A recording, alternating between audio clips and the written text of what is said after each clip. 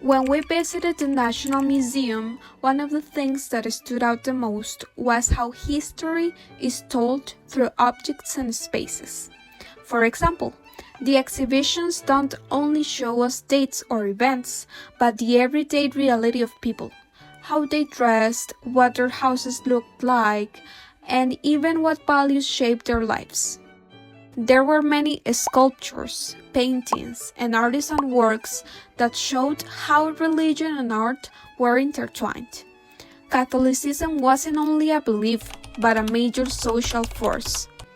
There were exhibitions of telegraph equipment, early phones, and devices of communication from late 1800s Costa Rica.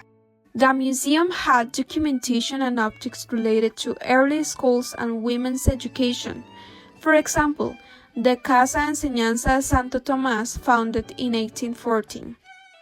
Portraits of families, furniture, clothing, household objects showed class differences. Some families had well-made furniture, fine clothes, while others had simpler living conditions. What we found interesting is that Costa Rica and Victorian England might look very different on the surface, but when you compare them, you realize both societies were deeply marked by inequality. The difference is in the setting. In England, it was the industrial city with factories and smoke. Here, it was the countryside with coffee plantations. But in both places, you could clearly see who had privilege and who did not.